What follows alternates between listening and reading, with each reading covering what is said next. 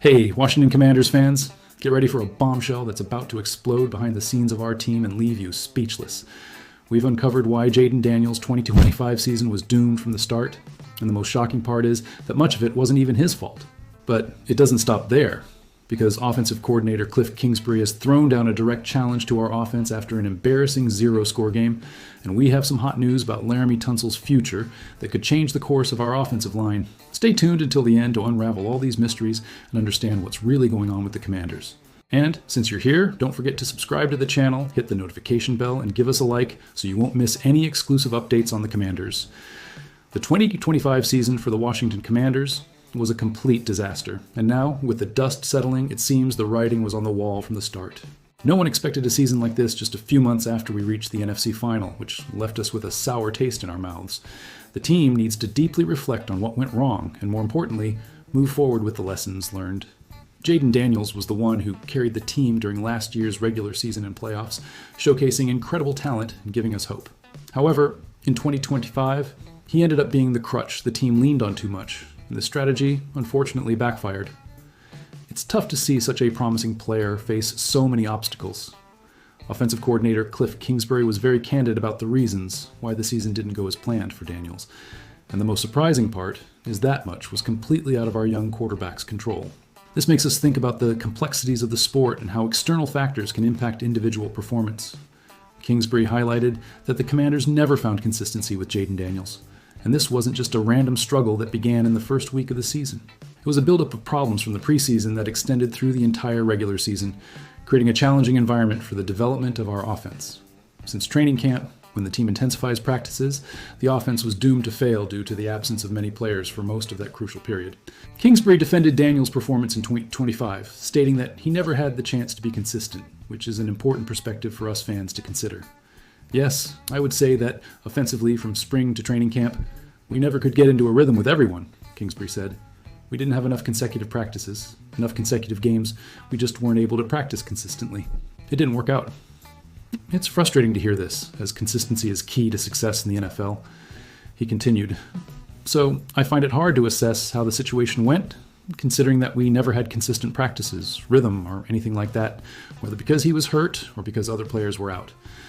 This lack of stability in the roster and practices really hampered the development and synchronization of the offense. The Commanders had many players absent during training camp, and that was a tough blow. As we all remember very well, Terry McLaurin missed practically the entire training period, which was a huge hit for the offense while he awaited a contract extension. We really felt his absence on the field.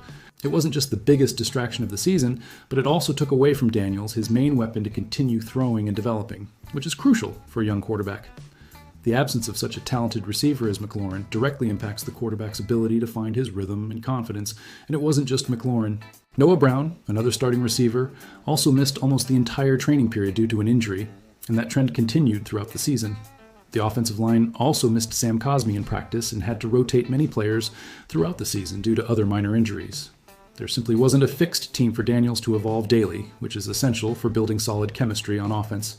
As fans, we understand that injuries are part of the game, but when they pile up this way, the impact is devastating to the team's performance. Yes, obviously I'm speaking from the perspective of a quarterback, from the offensive perspective, Kingsbury added. The more repetitions in the field, the more synchronization with the receivers, cadence with the offensive line, points of contact with the running backs you can get before the first game and during the season, the better. He emphasized, I think that is fundamental to playing good football and good offensive football. And I thought, last year we were able to keep some players healthy, especially Jayden, who worked day in and day out, honing his skills, practicing to improve, but we couldn't have the consistency or the amount of repetitions in practice that we would like. Injuries were not limited to the training period, and it only took 2 games for the wave of injuries to devastate the team on both sides of the ball.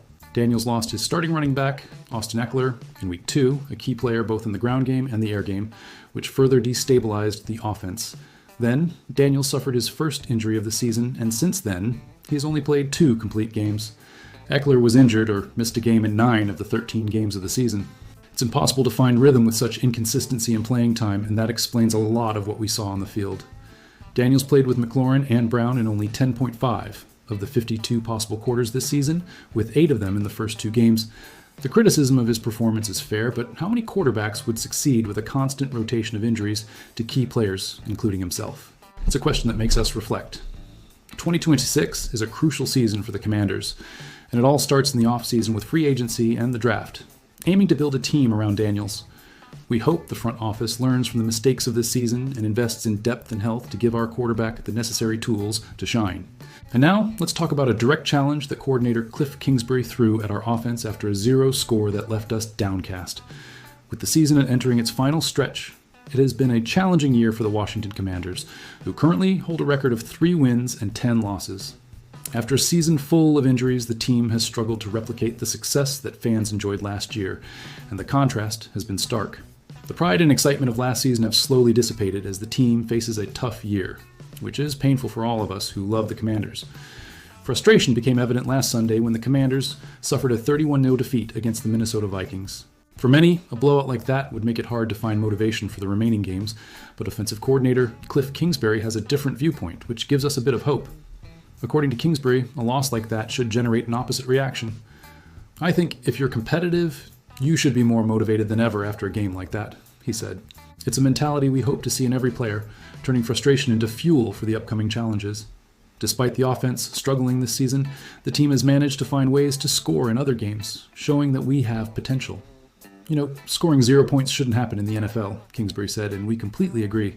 A performance that doesn't reflect the profile of the Commanders.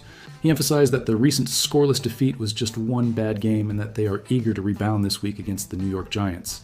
For us, getting back to play like that, I think everyone is eager to show that we are not like that, added Kingsbury, demonstrating confidence in the team's ability to respond.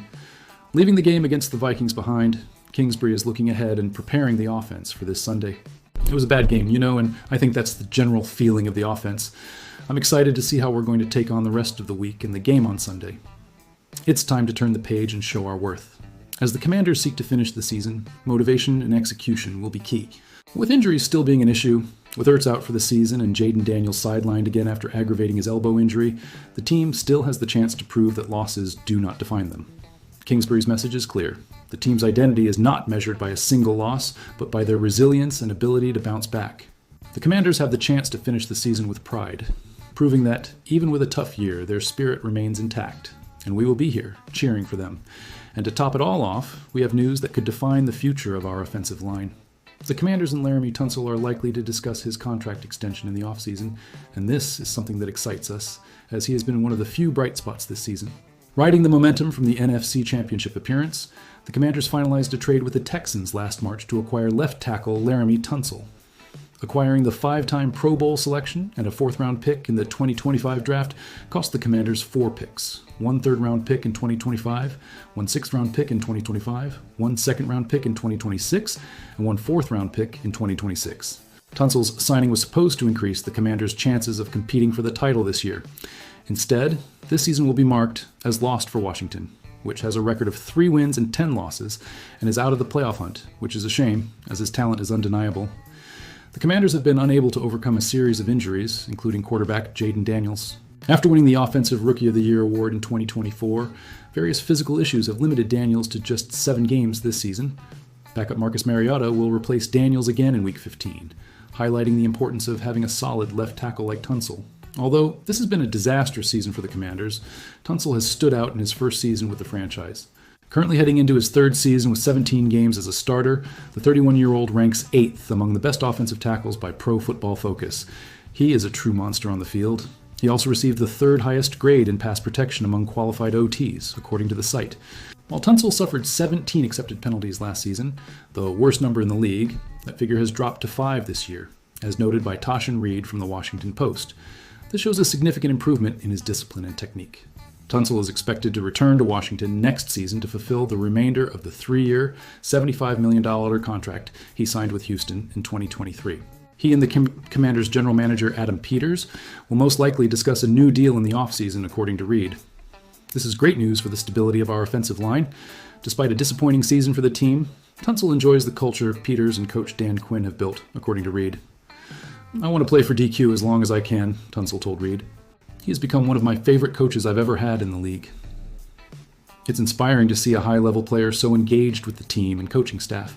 With an annual salary of $25 million, Tunsil became the highest paid left tackle in the league when he signed his current contract. He now ranks 5th in that category. Rashawn Slater of the Chargers tops the list at $28.5 million. Tristan Wirfs of the Buccaneers, $28.1 million. Trent Williams of the 49ers, $27.56 million. And Christian Darrisaw of the Vikings, $26 million to round out the group ahead of Tunsil. Except for Williams, who finalized his current contract at 36, all of these players signed their contract extensions while still in their 20s. Even though Tunsil has already passed 30, his performance suggests that he deserves to remain among the highest paid players in the league at his position. The Commanders may be impressed enough to renew his contract for several years in the coming months. My friends, after all we have seen, with the revelations about Jayden Daniels' season, Kingsbury's challenge to the offense, and the possible contract extension for Laremy Tunsil, the big question remains: will the Commanders management be able to build a healthy and consistent roster around Jayden Daniels in the next offseason and ensure the retention of key pieces like Tunsil so we can finally see the team shine and strive for something big in the NFL? What would you do if you were in Adam Peters' position to secure a winning future for the Commanders?